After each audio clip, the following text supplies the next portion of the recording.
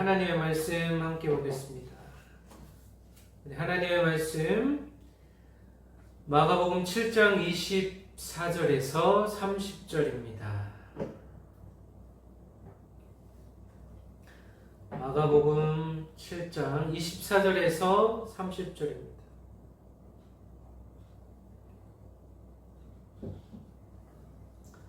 네, 마가복음 7장 24절에서 30절 우리 다 같이 합독합니다.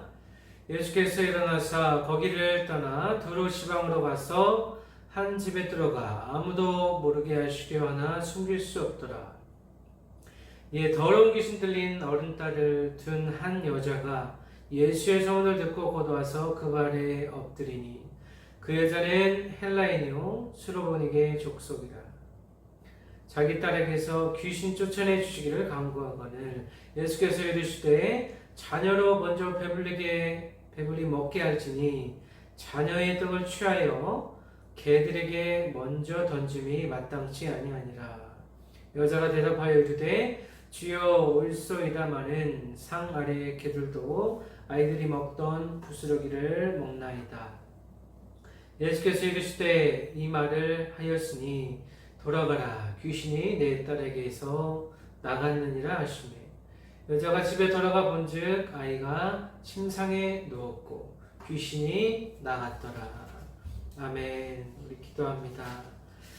하나님 감사합니다. 이 시간 주의 말씀을 듣습니다. 성령께서 함께 하셔서 주의 종의 입술을 붙잡아 주시고 오늘 이 말씀을 통하여서 주님을 진정 구세주와 주인으로 우리 삶의 주인으로 믿음으로써 주님께서 주시는 이 부스러기 은혜를 누릴 수 있도록 아버지여 주여 도와 주시옵소서. 감사하며 예수님의 이름으로 기도합니다.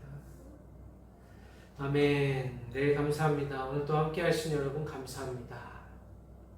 이 코로나 전국 속에서도 계속해서 이렇게 큰 어려움 없이 주님 앞에 예배 드릴 수 있으니 큰 감사입니다.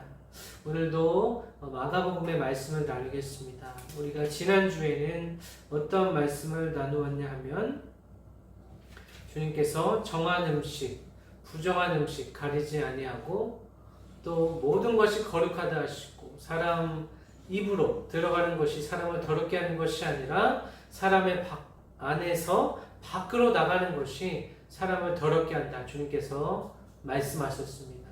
그래서 주님께서 모든 음식이 하나님께서 창조하신 모든 것이 태초에는 정결하였다. 그리고 유대인들이 지켰던 이 사람의 전통, 특히 이 바리새인들과 서기관들의 그 전통을 하나님의 말씀으로, 주님의 말씀으로 새롭게 하시면서 새로운 기준을 정해 주셨음을 주님께서 말씀하셨습니다. 오늘은 스로보닉의 여자의 믿음에 대해서 우리가 함께 나누려고 합니다. 이 믿음과 또 은혜에 대해서 집중적으로 한번 살펴보도록 하겠습니다. 24절 보면 예수께서 일어나사 거기를 떠나 두로 지방으로 가서 한 집에 들어가 아무도 모르게 하시려 하나 숨길 수 없더라. 이렇게 말씀하고 계십니다.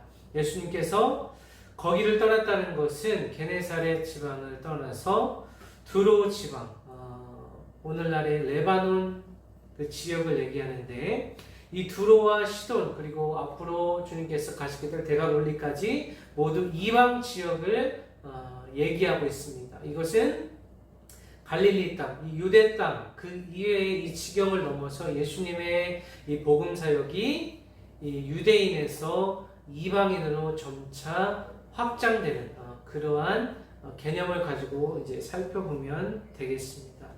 두로 지방으로 가서 한 집에 들어가서 주님께서 어떤 집에 들어가서 주님께서 들어가기를 원하시고 또 그 집주인의 이 환대를 통하여서 한 집에 들어가게 되었는데 주님께서 이제 이 종교 지도자들과 또 끊임없이 이어지는 이 사역에 또 많이 지치셨기 때문에 한적한 곳에 가서 쉼을 누리고 싶어 하셨지만 그렇게 하실 수가 없었습니다. 왜냐하면 예수님의 이 사역, 예수님의 3대 사역이 이 티칭, 프리칭, 힐링인데 이 가르치고 전파하시고 치유하시는 이 과정 속에서 예수님의 명성과 소문이 유대 땅을 넘어서 이방 지역에까지 예수님의 소문이 퍼졌기 때문에 예수님께서는 이렇게 아무도 모르게 가셨다 하더라도 주변의 소문과 사람들의 말에 의해서 예수님이 드러나게 되는 것입니다. 그래서 아무도 모르게 하시려 하나 숨길 수 없게 되는 그러한 상황에 주님께서 이제 놓이게 되는 것입니다. 그 가운데 더러운 귀신 들린 어린 딸을 둔 한 여자가 예수의 소문을 듣고 와서 그 발 아래 엎드렸다 이렇게 말하고 있습니다. 오늘 이 본문의 주인공인 스로보니게 여인이 주님 앞에 나오는 모습을 보게 됩니다.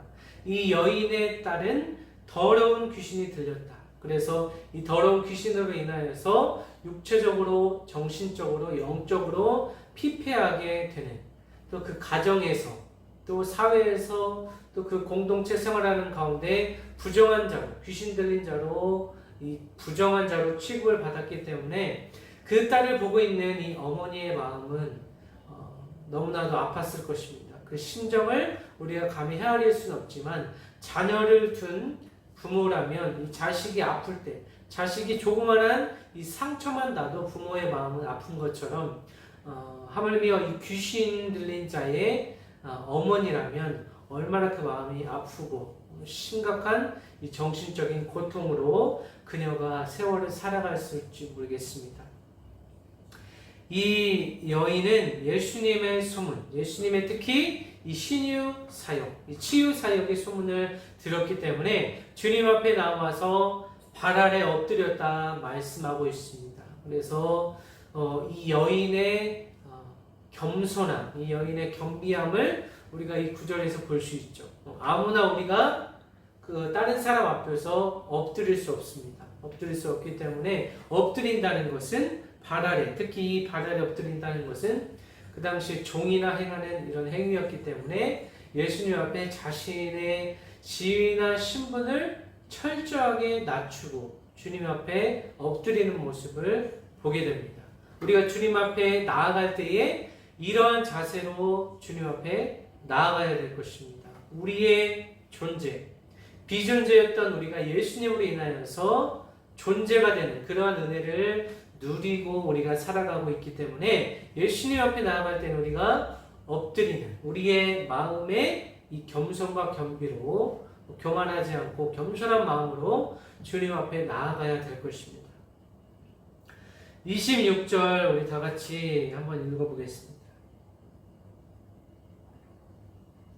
그 여자는 헬라인이요 스로보니게 족속이라 자기 딸에게서 귀신 쫓아내 주시기를 강구하였다 이렇게 얘기하고 있습니다. 그래서 이 여인이 어떠한 신분과 이 족속에 해당하는지가 이 구절에서 나타나 있습니다. 그 여자는 헬라인, 헬라 말을 하는 이방인이고 스로보니게 족속이다. 스로보니게 족속이라는 것은 오늘날 말로 표현하면 시리아 페니키아 족속이다. 시리안 페니키아 족속이다. 이렇게 볼 수 있습니다. 우리가 페니키아 문명도 있듯이 이 여인은 상당한 신분과 지위를 가진 귀부인이라고 우리가 성경학자들에 의해서 우리가 알게 되는데 이런 신분 있는 자가 예수님 앞에서 자기 딸로 인하여서 엎드리고 주님 앞에 간구하였습니다.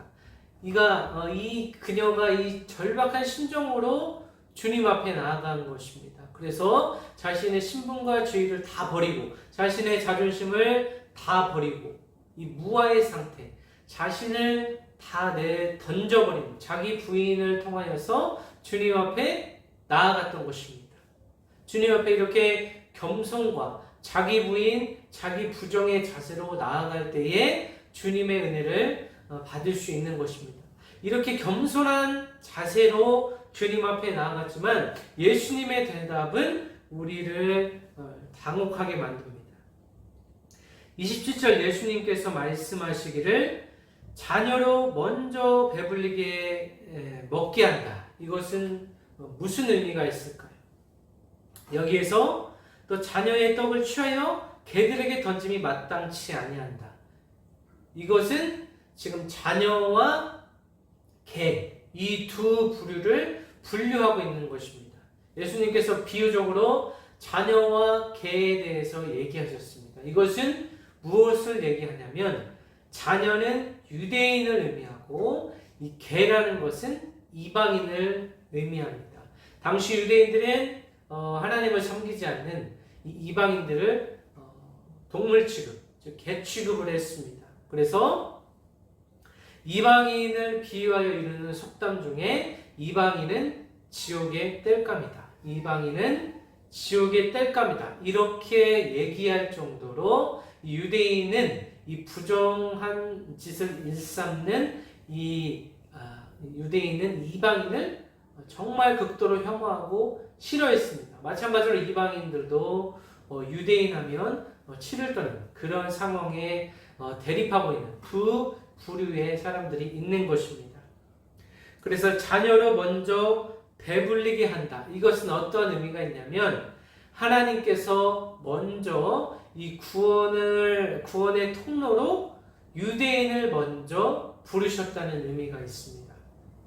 이것은 유대인이 더 우월하고 더 선민이다. 이것을 얘기하는 것이 아니라 하나님의 계획 속에 먼저 이 순서의 의미에서 유대인을 먼저 주님께서 부르셨다는 것이고 후에 이 유대인을 통하여서 이방인으로 이 하나님의 사역, 복음 사역이 복음이 흘러가서 그들도 구원의 그 진영에 합류하게 되는 것입니다. 그래서 오늘 우리가 예배를 이렇게 드리고 있는데 우리도 마찬가지로 모두 다 우리가 유대인 아니죠. 우리 모두가 이방인이 된 것입니다. 그래서 예수님께서 먼저 된 자가 나중되고 나중된 자가 먼저 된다 이렇게 얘기하신 것처럼 지금은 오히려 유대인이 아닌 이방인들이 예수님을 더 많이 믿고 있는 그런 상황에서 우리가 살아가고 있는 것입니다. 그래서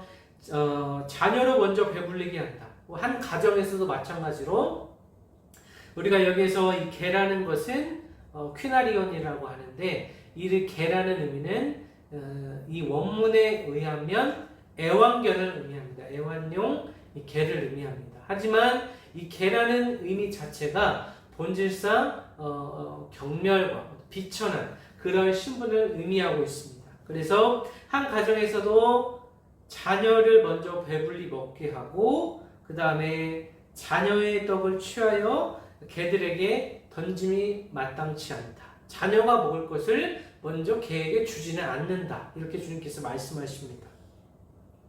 이런 예수님의 대답을 들었을 때 간절히 자신의 딸을 고치고자 하는 그런 열망으로 주님께 나아갔지만 예수님께서는 그녀의 입장에서 스로보니게 여인의 입장에서는 큰 상처를 그녀는 받게 되는 것입니다. 왜냐하면 그녀가 이제 개라는 어떤 그 비유 안에 들어간다는 것을 그녀도 인식하고 있었고 자신도 이방인의 입장이었기 때문에 그렇게 되는 것이죠. 28절에 보면 여자가 대답하여 이르되 주여 옳소이다마는 주님의 말을 인정하고 있습니다. 예수님에 대한 사전 지식이 어느 정도 있다고 볼 수가 있는 것이죠. 자, 상 아래 개들도 아이들이 먹던 부스러기를 먹는다 라고 얘기하고 있습니다. 당시 이 부스러기라는 것은 어떤 것을 의미하냐면 이스라엘 사람들은 어떤 음식을 먹기 전에 손을 씻게 되는 그런 관습을 가지고 있습니다. 그리고 손을 씻은 후에 그 물기를 또 빵으로 닦게 됩니다. 또 다른 음식을 먹고 그 음식을 빵으로 닦게 되는 그러한 관습을 가지고 있었는데 그렇게 닦게 되면 거기에서 나오는 이 부스러기가 또 상당하게 되는데 그것들은 이제 개들에게 또 자신이 키우고 있는 동물들에게 주게 되는 그러한 이스라엘의 어떤 일상적인 풍경을 우리가 사전에 우리가 알고 있으면 이해하기가 더 쉽습니다. 그래서 우리도 음식을 먹을 때 부스러기가 나오는 것처럼 또 유대인의 이 식습관에 의하면 이 부스러기가 더 많이 나오게 되죠. 그래서 그 부스러기를 개가 먹는 것처럼 상아의 개들도 아이들이 먹던 부스러기를 먹는 것처럼 자신도 이 자녀들이 누리던 유대인이 누리던 그 은혜를 자신도 맛보고 싶다 이렇게 얘기하고 있습니다. 마가복음에서는 주여 올소이다만 이렇게 주라는 표현을 쓰고 있습니다. 퀴리오스라는 뜻인데 로드라는 뜻이죠. 자신의 삶의 주인. 예수님의 제자들이 풍랑을 만났을 때 예수님을 주라 하지 않고 랍비라고 했습니다. 선생이라고. 그것을 우리가 상기해 봤을 때 이 여자의 믿음이 아주 크다는 것을 볼 수 있습니다. 예수님을 정확히 알고 또 예수님에 대한 올바르고 정확한 그 믿음을 이 여인이 소유하고 있다는 것입니다. 그래서 우리가 마태복음을 보면 마태복음에서 이 병의 구절, 이 구절이 함께 나오는데 마태복음에서는 다윗의 자손이라 예수님을 칭하고 있습니다. 이 다윗의 자손이라는 의미는 구약에서 다윗의 자손이라는 의미는 곧 메시아를 의미합니다. 우리 삶의 왕을 의미하고 왕과 선지자 또 메시아. 이 메시아라는 것은 결국에 그리스도를 의미하죠. 기름 부음 받은 자를 얘기합니다. 그래서 구약에서 기름을 선지자나 왕이나 예언자에게 붓게 되는데 하나님께서 선택하신 자 그리고 마지막 우리 인생의 끝날에 영원한 생명을 우리에게 허락하실 그 메시아의 의미로 이 마태복음에서는 이 여인이 주님 예수님을 향하여서 다윗의 자손이라 이렇게 얘기하고 있습니다. 이렇게 얘기했을 때 예수님께서 29절에 보면 이 말을 하였으니 돌아가라 귀신이 내 딸에게서 나갔느니라 말씀하십니다. 그래서 예수님께서 내 딸에게서 나갔다라는 그 말과 동시에 귀신이 떠나가고 그 여인의 딸이 고침을 받게 되는 것입니다. 마태복음에서는 이 여인을 향해서 이 예수님이 큰 믿음을 가졌다. 내 믿음이 크다라고 메가스라고 이렇게 얘기하십니다. 큰 믿음을 얘기하고 계십니다. 그래서 결론적으로 30절에 여자가 집에 돌아가서 본즉 아이가 침상에 누웠고 귀신이 나갔다. 아이가 침상에 누웠다는 것은 이제 귀신이 떠나갈 때에 그러한 증상으로 인해서 잠시 이제 휴식을 누리는 차원에서 침상에 누웠고 귀신이 이제 완전히 떠나갔다. 완료 형태를 쓰고 있습니다. 그래서 다시는 그 귀신이 이 여인의 딸에게 침투하지 못하였다는 사실을 우리가 보게 됩니다. 오늘 말씀을 정리하자면 예수님께서 한적한 곳으로 휴식을 취하러 갔지만 그 예수님의 명성에 의해서 이 스로보닉의 여인을 만나게 됩니다. 이 스로보닉의 여인은 주님을 다윗의 자손, 또 주님을 진정한 주인과 구세주로 영접하고 또 그의 사역을 믿었습니다. 그의 치유 사역을 믿고 그 딸을 고쳐주실 것을 확신하며 이방인, 그 귀부인의 지위와 신분과 모든 것을 내려놓고 주님 앞에 나아갔던 것을 우리가 보게 됩니다.